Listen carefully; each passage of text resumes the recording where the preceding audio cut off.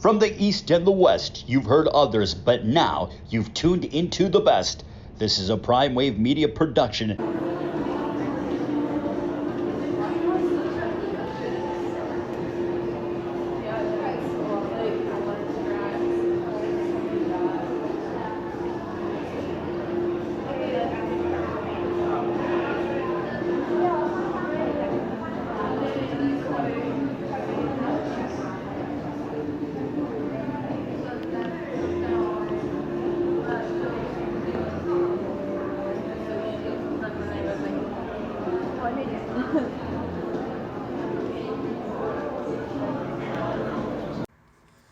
What's up, world? It's the one and only Pop DiBiase, the Primetime Capper, and this is the premier sports betting show.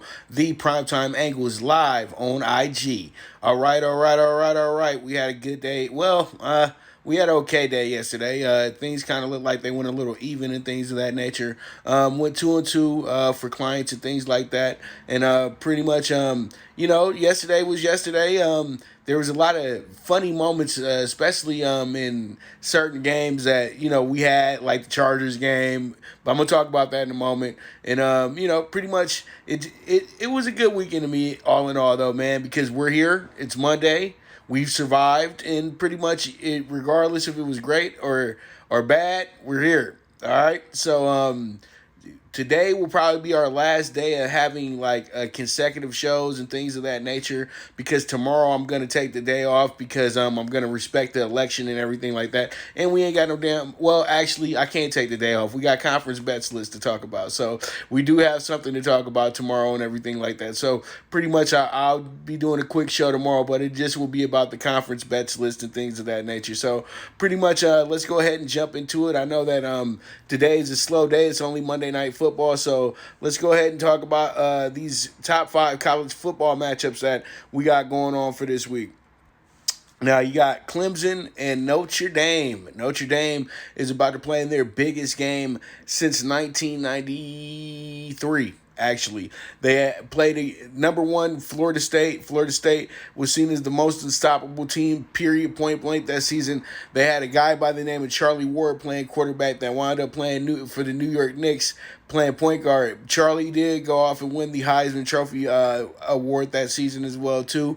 Notre Dame was able to defeat Florida State that day in a 1-2 matchup and become the number 1 team in the nation. The next week, Notre Dame lost to Boston College, who was coached by Tom Coughlin. So there goes a little history for you guys right there.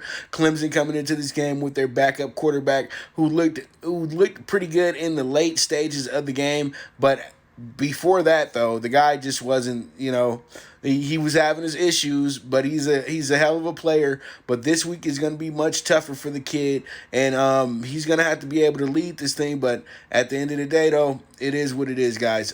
Pretty much the Clemson Notre Dame, I have some good plays for you guys for this one, but I just wanted to throw that out there. Top games this week, and I cannot wait. This one is going to be one of the better games of the season in college football. So you guys be on the lookout, be ready for this one, and we move forward.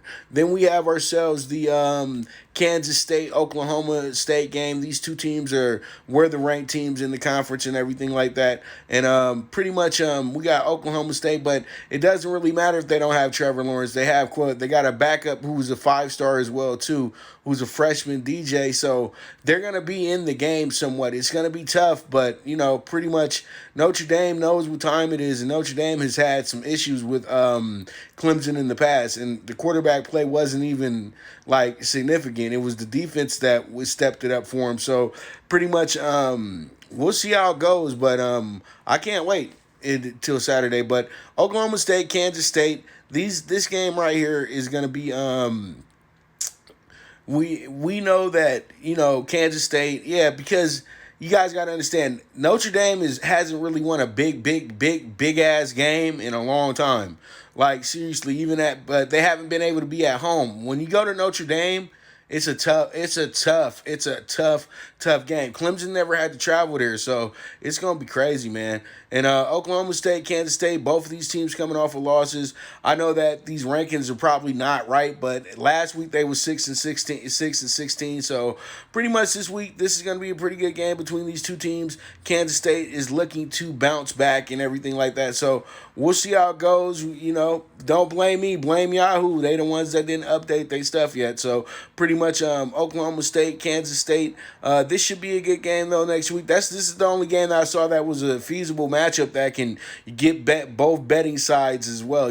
That's what I'm doing. Top games of the week. So pretty much Oklahoma State, Kansas State. This is going to be a good one. I think that pretty much this game is more of a winnable situation for Oklahoma State. This is something that they do have to win in to move forward. They're going to be a 10-point favorite in this game as well too, which is absolutely insane in my opinion. I know that Kansas State didn't look great against West Virginia, but still, at the end of the day, that's too many points on an Oklahoma State team that struggled last week. That's had their struggles this season as well too. So it's gonna be pretty fun. So there goes another, maybe something that could be worked in for you guys and everything like that. You have to remember this is early in the week, and I would expect this line to trickle down to about 8.5, 7, because you cannot have Kansas State as the home team as a 10-point dog. It's not, literally that's gonna be right there. That's everybody taking Kansas State as they money line dog of the week and all that good stuff. So our next one, Big Ten game. This is probably the best Big Ten game of the week. You have a Indiana team that is now playing pretty good football, and I'm not surprised by this because Indiana was a good team last season as well too. You had a 1-1 Michigan team that lost last weekend to Michigan State, but you know what? That's a toss out right there because it's Michigan State. Michigan State and Michigan always have these crazy games, but I do not understand how Michigan can't beat Michigan State when Michigan State is when they're like out of it. Michigan State lost to Rutgers. They came into Ann Arbor as if that never happened. So pretty much Michigan, y'all got to get yourself together, man. This is going to be a very tough game for you with Indiana. Indiana is a team that has played them well over the last few years as well too, and I think that this is a game that Indiana had circled as well too. So we're going to see how it goes, but it just seems like it's another season with Harbaugh and crew being just Michigan and having Michigan excuses and things of that nature. They still not good enough to beat Ohio State, and it's just showing up right now. So there it is. So pretty much Indiana beat Penn State. Arizona State, USC.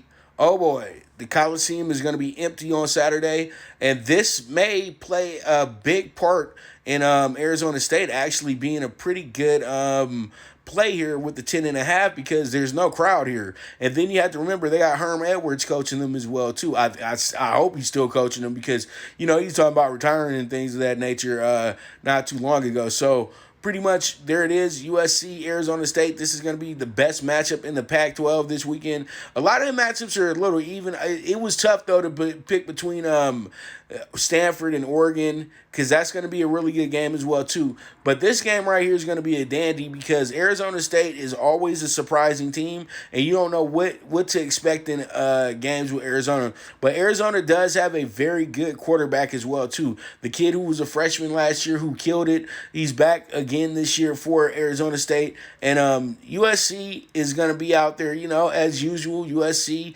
with the we all playing on Sunday squad and all that good stuff because USC is highly talented, but they're not well coached. That's the whole thing, and they're not disciplined enough to really make a big run this season, in my opinion. I think that the Trojans, once they go ahead and make that coaching change, they'll be back to being in the top 5 like easily again. But they still got a top 5 roster, though. It's just that they're not disciplined enough to be up there with the upper echelon teams at this point.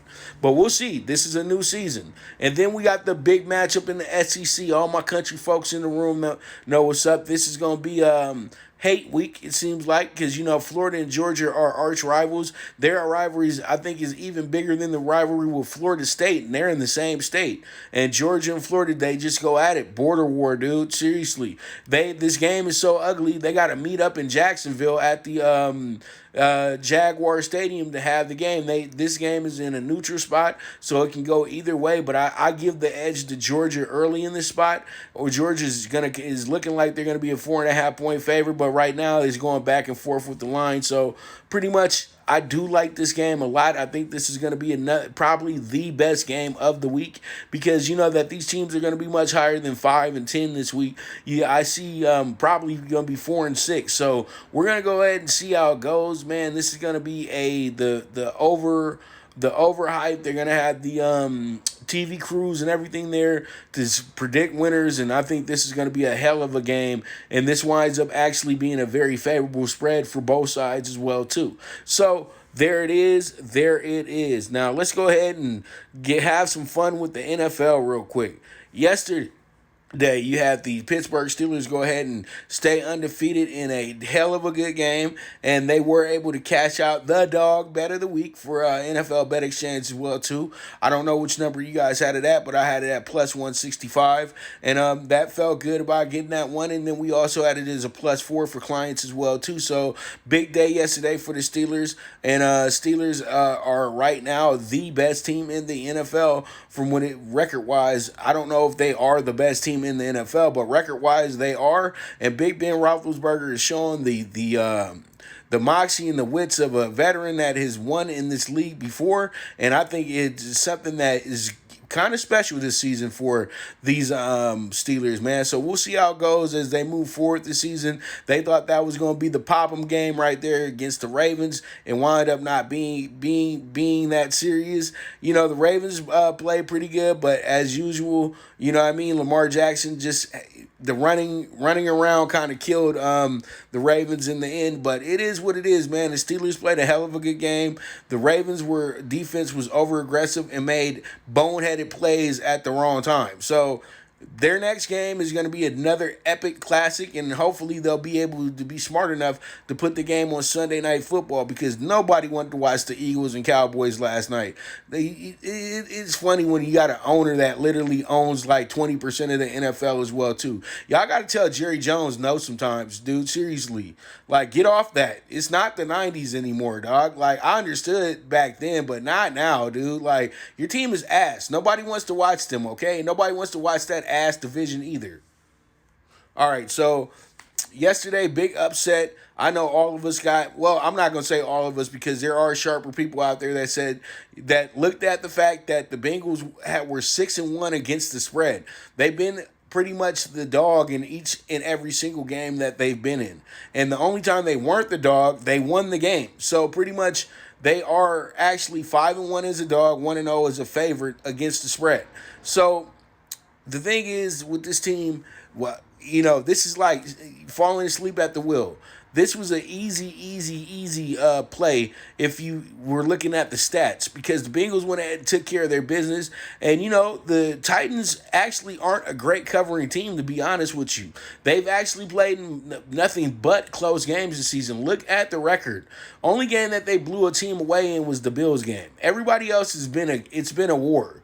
They've really had to go through the motions of winning the game and all that good stuff. So maybe the Titans aren't as dominant as we all think that they are. They just figure out ways to win games in the end. They kind of like that old school Patriots team that Belichick used to have.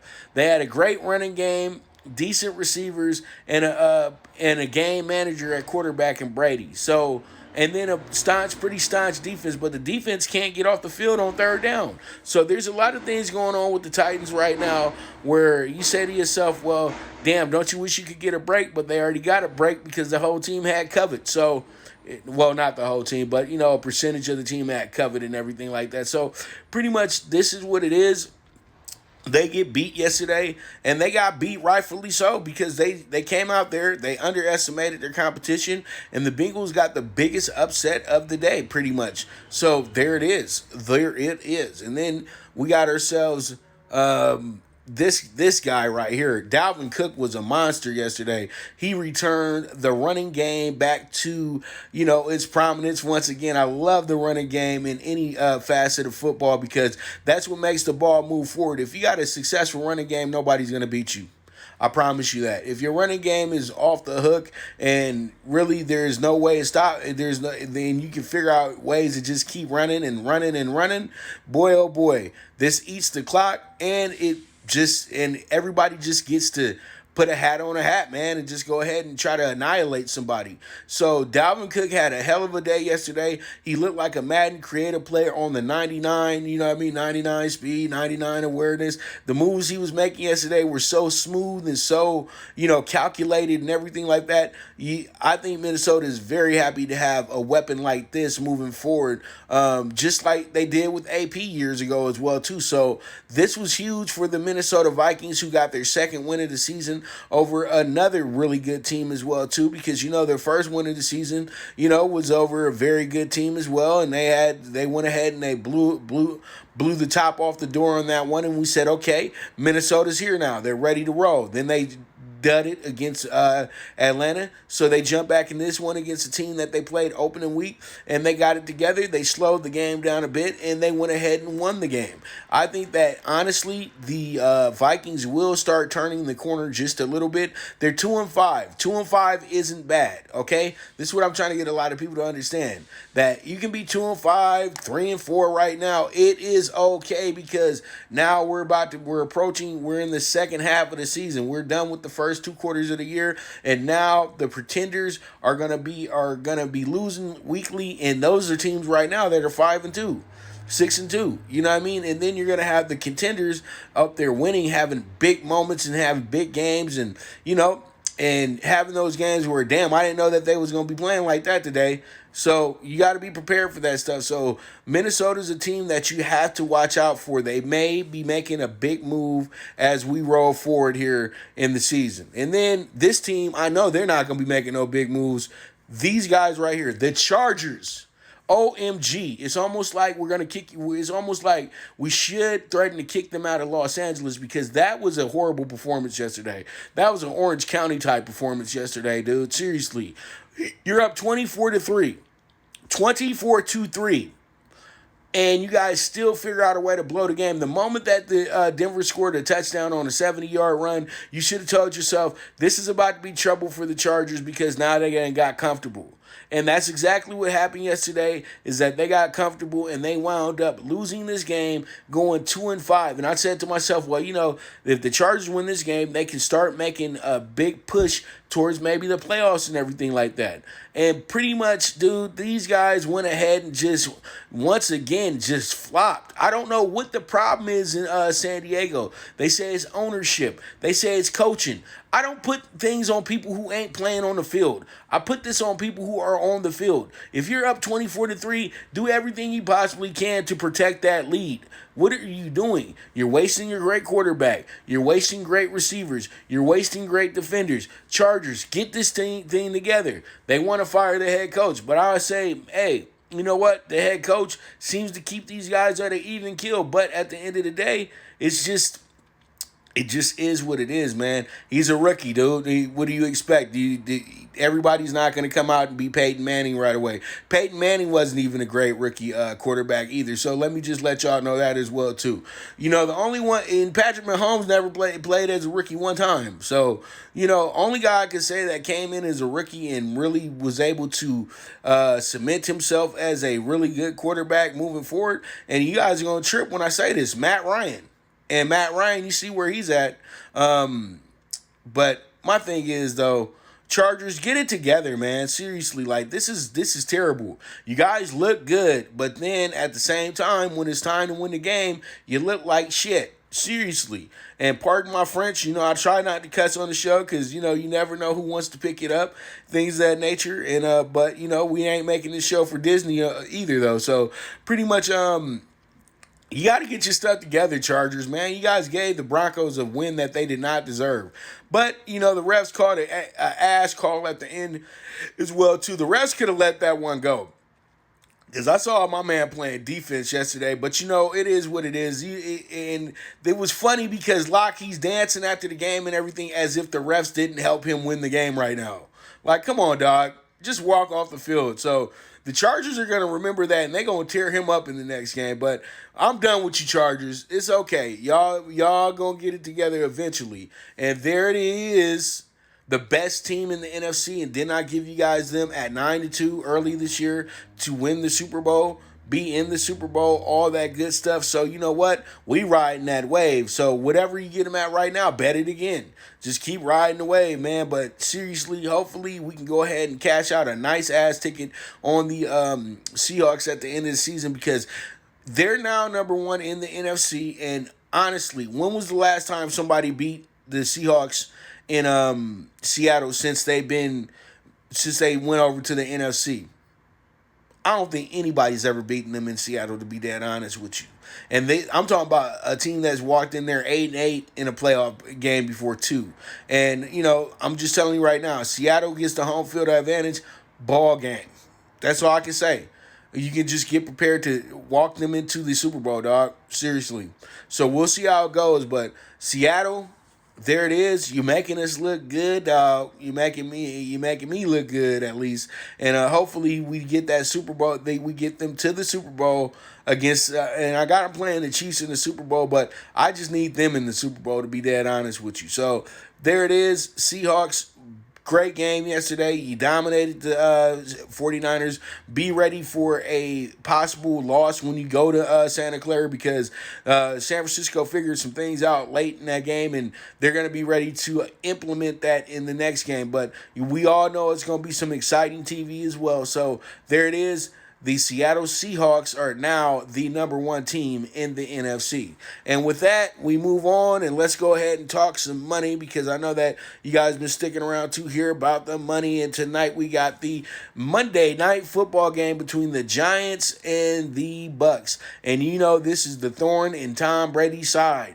And then the Giants are not having the greatest season, but the Giants do have an ace card in their pocket. They have a former Patriots coordinator out there as well too. So this is going to be posed somewhat of a threat. And when we started thinking about maybe that Lions game from last year as well too. But I think that the young ball coach is going to have some issues tonight with the Bucks running game, not passing too much from Tom Brady, but I think Ronald Jones is going to have a big night, and if Leonard Fournette is up to it, he could have a big night as well too. But I still like the Giants plus 13. You guys already know they were my pick on the show as well too. But I do think that the Bucks do win this game, but I think the Giants cover the 13 here. Also, I really do like the over 8.5 first half for the Giants as well. I think this team is capable of scoring 10 points here in the first half minimum today. They're bad, but they're starting to improve a bit on offense. So we'll see how it goes, and we do need them to score some points if we want to hit this over 22 first half as well too. So pretty much I'm on that as well too, over 22 first half. And then I feel like the Giants, regardless of anything, may come out and jump out to an early lead in this game as well too. But I truly do think that what happens here is that they stick around in the first quarter. They don't get their feelings hurt too early in this game. You know what I mean? So pretty much I think what happens here is that the Bucks come on later in this game than early. You know what I mean? I think that early they'll piece this thing out. Then in the second quarter, they'll be able to get some things going, score some points, and then hopefully we can just keep this game right at a certain point total. You know what I mean? Because we do have 43. It's a 43-degree night in New York. It's going to be, and that's the high tonight as well too. So we'll see how it goes. With the Monday Night Football, I really feel this one. I really like this one as well too. This is a good game.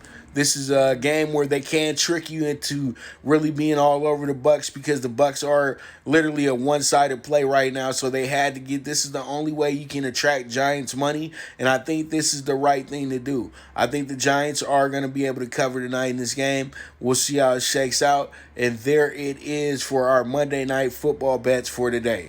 Now we move on to the track over here in Philly, PA. And the Eagles fans is feeling good. They number one in the East right now, and they still look like they was going to lose to the Cowboys last night, but they didn't have no damn quarterback. But it's all good. Let's go ahead and see what's going on Parx on a Monday.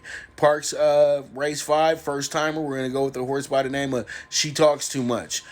This is going to be a maiden special weight as well too, $34,000 purse. We're going to pair this horse with the 10, the 6, and the 2. We box it up 2, We box it up 2, 6, 8, 10, or we key it 8, 2, 6, 10. Then we got the shot of the day, which is going to be a horse by the name of the Ninth Degree. And pretty much this horse is going to have... all right, and you guys be prepared for the Browns this week as well, too. They saying that they got guys with symptoms for the... COVID and everything like that. So we'll see how it goes.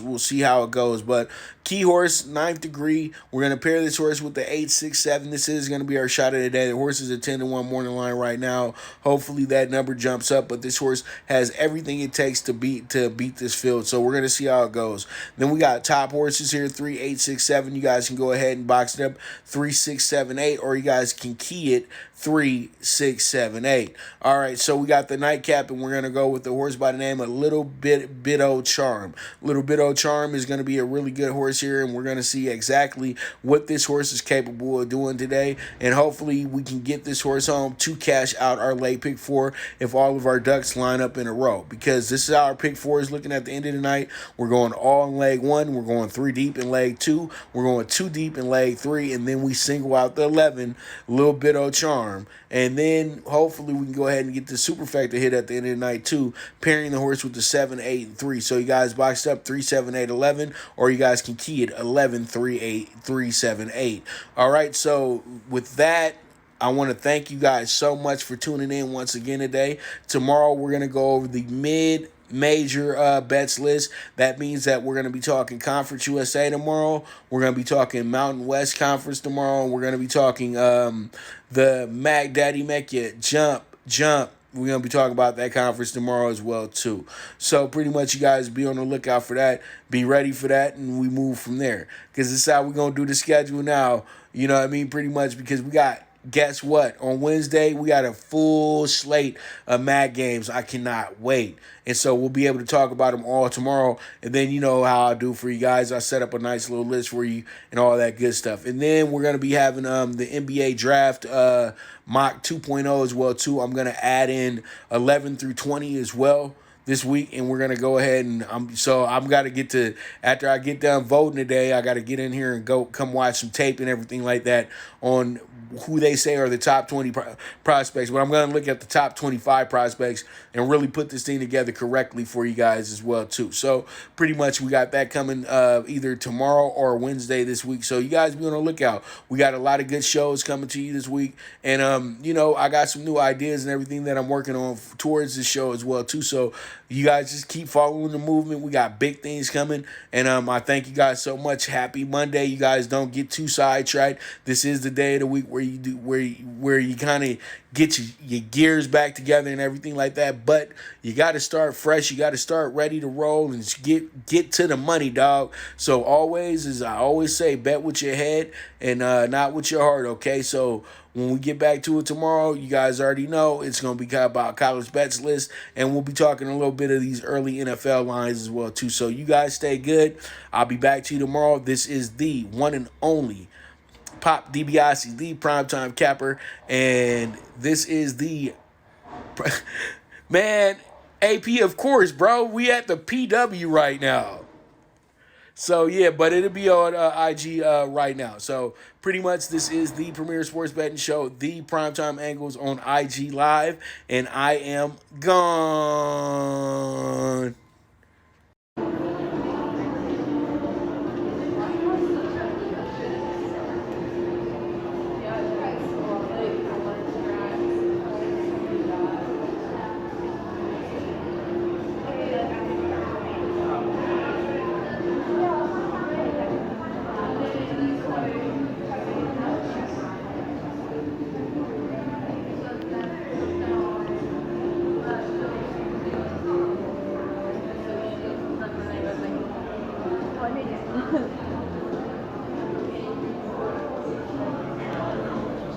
Thank you for tuning into the Primetime Angles, the premier sports betting show, hosted by the one and only Pop DiBiase, the Primetime Capper. This is a Prime Wave Media production, and go ahead and press that subscribe button. From the East and the West, you've heard others, but now you've tuned into the best. This is a Prime Wave Media production.